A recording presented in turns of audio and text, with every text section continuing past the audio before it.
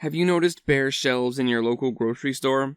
Have you wondered why your Subway sandwich has less meat in it?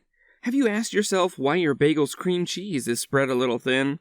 Don't worry, you're not the only one who's noticed these. Actually, it's difficult not to notice rising food prices when you walk into a grocery store.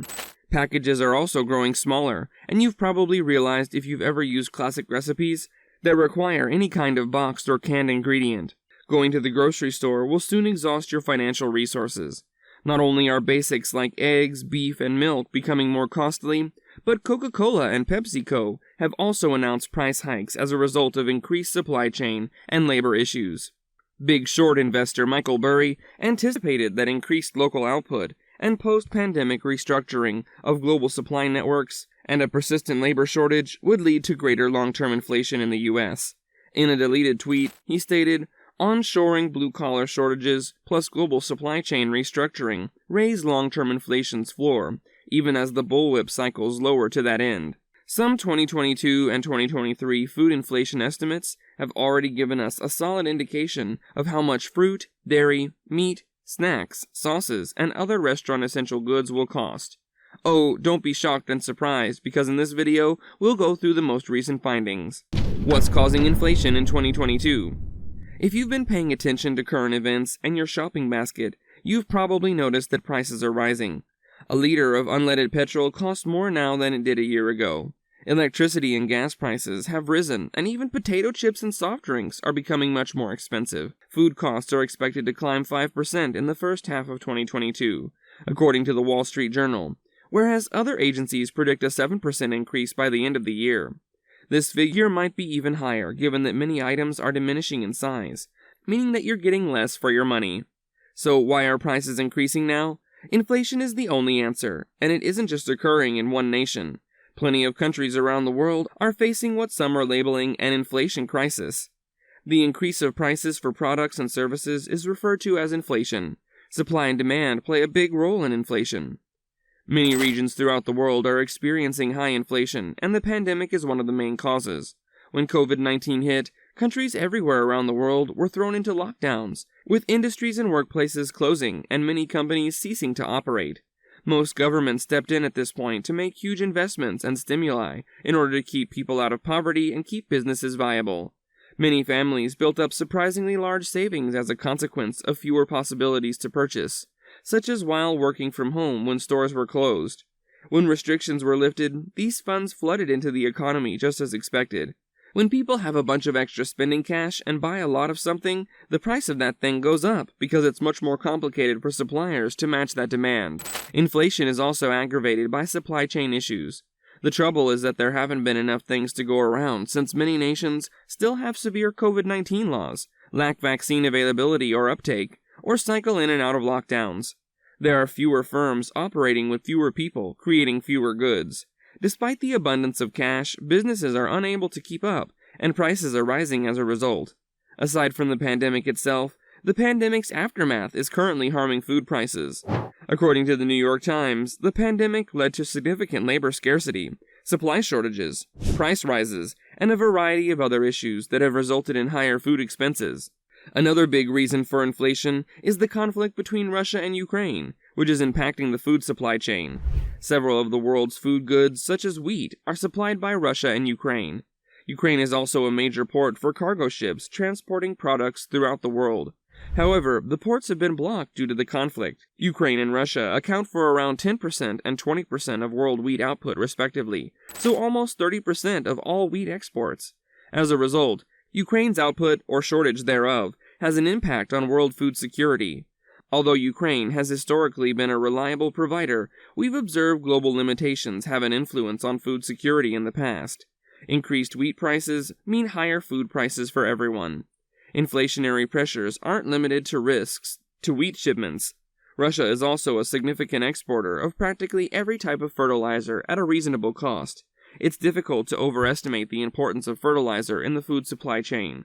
Fertilizers are responsible for nearly every kind of food you eat. If global commerce is affected, farmers throughout the world will face increased expenses and, as a result, higher food inflation. This means that rises in wheat prices will have a considerable influence on the cost of wheat-based goods. Which food items will be the most expensive? As high inflation rates and supply chain concerns continue to destabilize the market, prices for everything from snack foods like Jell-O and cookies to basic products like milk and coffee are projected to climb. When COVID outbreaks prompted the closure of multiple facilities, meat prices began to rise shortly in the pandemic. In addition, the industry's lack of competition, only 4 corporations handle the majority of America's meat processing, has allowed costs to keep rising. Due to supply chain and labor concerns, both Coca-Cola and PepsiCo have announced price increases. In addition to their well-known sodas, both companies sell famous juices, teas, and waters. In 2022, food costs are predicted to hit new highs. So how will this affect your consumption basket? Let's look at some of the critical goods and components that are likely to become more costly as a result of continued supply chain challenges. Prices for basic goods, such as potatoes and celery, are expected to rise due to greater freight expenses, while alcoholic drinks, such as beer, liquor, and wine, will rise due to labor shortages and delays in importing commodities. So now you must be thinking about making dinner reservations rather than cooking dinner. Be careful, don't expect it to be any less expensive. Restaurant prices are also rising. Restaurants are suffering the same pressure on food prices as customers, owing to transportation and raw material issues. Starbucks has experienced trouble obtaining a variety of menu items, including flavored syrups and chai tea bags. Furthermore, labor conditions have compelled the sector to boost salaries. Many restaurants are also incurring new costs that were not previously anticipated, such as storing personal protective equipment, collaborating with third-party delivery services, and maintaining outside eating areas. Are there any signs of stabilizing food prices? If you think grocery expenses are out of hand now, prepare yourself because your visits to the store are about to get considerably more costly in the coming year. Prices for just about everything from dairy goods, bread, and fruit to sweets, snacks, condiments, and booze are likely to rise even further in 2022. COVID-related supply and labor concerns are still creating chaos in the restaurant business at the start of 2022. Inflation will continue to drive up food prices, meaning that everything from growing to shipping to purchasing food is becoming more costly and will continue to do so in the coming months. Chefs and restaurant owners may have to make difficult decisions about procuring goods and reconsidering menu prices as a result of this. According to the Food Price Index published by the UN's Food and Agriculture Organization, FAO, which measures a basket of basics, global food prices reached their highest point since July 2021. Higher food costs, particularly wheat, have contributed to the price increase. Agriculture futures markets have witnessed significant gains as well. According to the Wall Street Journal, the cost of coffee in the United States has increased by more than 82% since the beginning of the year, while wheat has increased by around 26% and sugar by almost 24%. Inflation is expected to continue rising. As per the January World Economic Outlook report, price increases this year will reach 3.9% in advanced nations and 5.9% in emerging markets and developing countries, before ceasing in 2023. Rising inflation will diminish when supply chain issues lessen, central banks boost interest rates, and consumption shifts back to services rather than goods-intensive spending, providing inflation expectations stay stable and the pandemic as well as the Ukrainian war ultimately loosen their grip. Crude oil prices are expected to grow 12% this year, while natural gas costs are expected to surge by 58%. Both commodities will see price rises, but they will be far smaller than the previous year's gains. And prices will likely decline in 2023 as supply-demand instability is less.